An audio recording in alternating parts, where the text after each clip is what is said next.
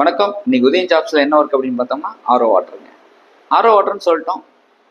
இதில் என்ன கேட்டகரியில் ஆள் வேணும்? ஆர்ஓ வாட்டரில் என்ன டிபார்ட்மெண்ட்டுக்கு சார் என்ன மாதிரி ஒர்க்குக்கு ஆள் வேணும் அப்படின்னு கேட்டிங்கன்னா, சேல்ஸா இல்லை ரிப்பேரிங்கா சர்வீஸ்க்கா இல்லை எந்த மாதிரி வாட்டருக்குன்னா ஆப்ரேட்டர் தான் கேட்டிருக்காங்க.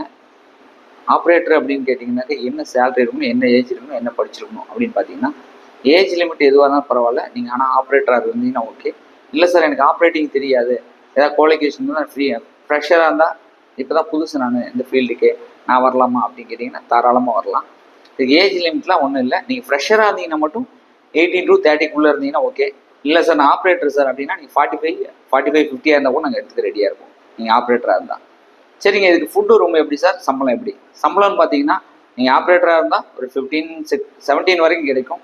இல்லை சார் நான் ஃப்ரெஷர் இப்போ என்ன வரும் அப்படின்னு கேட்டிங்கன்னா 14 15 இருக்கும். அது ஏதோ ஒரு சம்திங் சொல்கிறாங்க, 14+ சொல்லியிருக்காங்க. அது என்ன வேரியண்ட்டுன்னு தெரியல. ஆனால் 14,500 கம்மி இல்லாமல் இருக்கும்.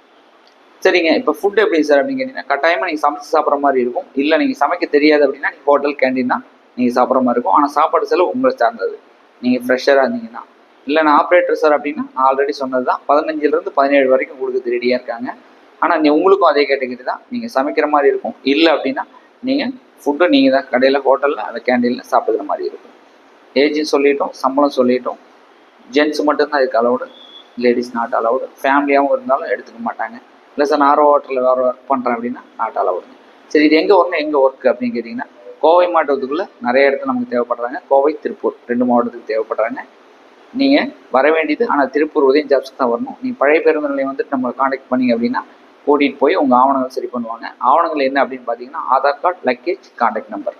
வீட்டோட காண்டாக்ட் நம்பர் கட்டாயமாக வேணுங்க. இது 3 கொண்டு வந்தீங்க அப்படின்னா இம்மிடியட்டாக செக் பண்ணிவிட்டு ஜாயின் பண்ணி கொடுத்துருவாங்க. தேங்க்யூ.